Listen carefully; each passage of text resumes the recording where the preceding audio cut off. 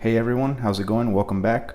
So today I'm going to be reviewing a Golden Eagle Airsoft AK47, and just keep in mind I'm pretty new to Airsoft, so I don't know a whole lot about the terminology, but I'm still going to be reviewing and unboxing this because this is going to be what I'm going to go to my first war game next week for Airsoft. I'm going to see how it goes. I hope I enjoy it as much as I think I'm going to, because I love running around and shooting my friends with BB guns, but this is going to be a little bit more larger scale, more I guess a different kind of environment, because the people there are going to be more serious about it, and I want to see how well I can do.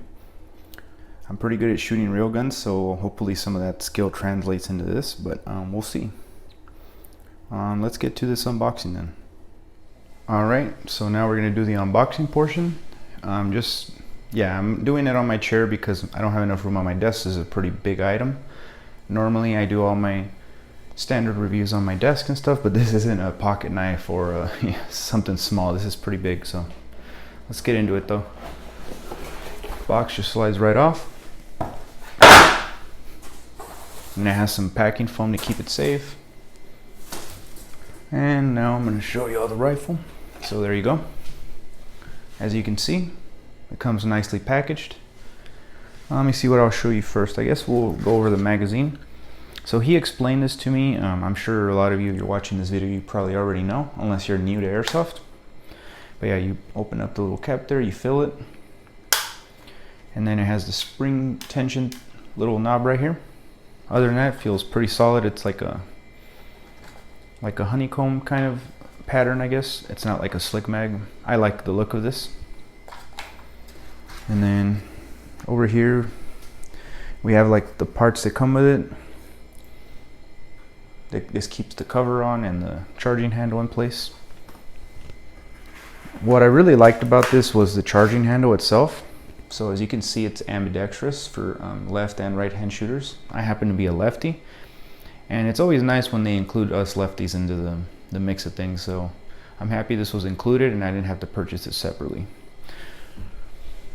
Well, let's see what we got over here in this bag. It looks like we have some little tools. Correct me if I'm wrong in the comments. I'm not, like I said, I'm pretty new to Airsoft. I know a lot about normal firearms, like real firearms, but this is new to me, so I don't know what all this is. But I'm going to get better at it as time goes by, and when I go to my first match, I'm going to make sure I ask a lot of questions. We have some BBs. He really told me not to trust the BBs that come in the packaging, so I'm probably not going to use those. I did purchase some from his shop. These golden ball BBs, 0.25 grams, about 3,000 of them, and they were on sale, so got a good deal on those. I also bought a intelligent charger from this shop. I live in Hawaii, so the local shop I purchased my Airsoft stuff from is called Power Sports. So if you happen to be here in Hawaii and you're looking for a place to buy your Airsoft stuff, go to Power Sports. Alrighty, now let's get the rifle. I gotta be careful with this top cover because it's not installed properly right now. This rifle, I want to weigh it for you guys to give you all the specs, but it's not too heavy. It's a mix of polymer and steel. The receiver is polymer. It does look a lot like metal. It tricked me when I was looking at this in the store. I thought it was metal, but it's not. I couldn't hold it when I was in his store because of COVID regulations. But yeah, has an adjustable stock, and it has semi-automatic, fully auto, and safe for the selector. I'm gonna assemble it real quick, and then we'll be back. Alrighty, here we go. So y'all can see what it looks like assembled.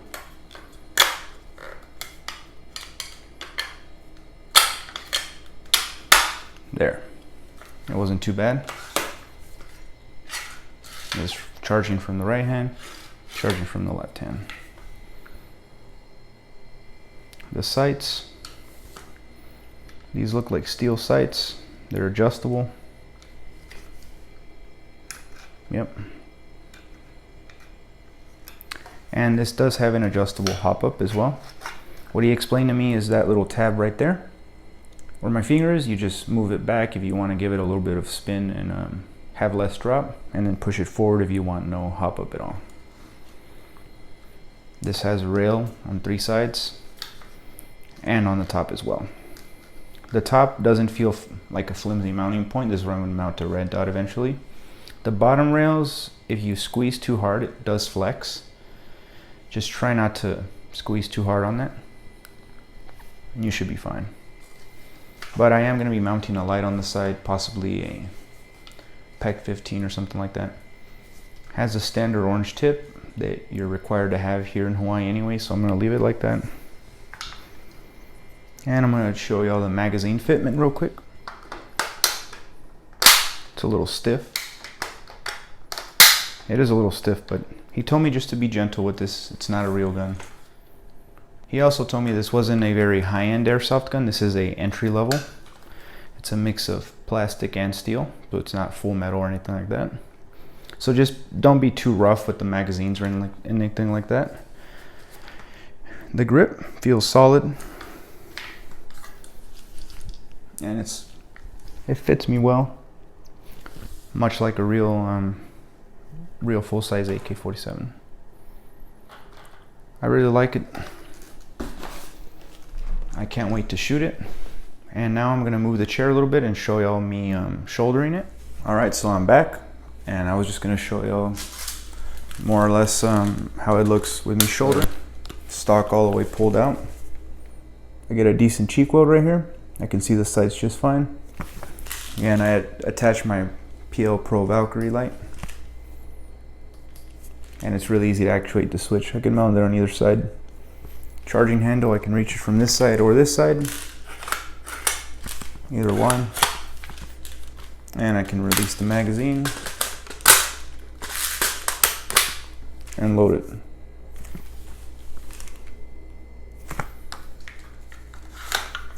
The stock is 6 position adjustable,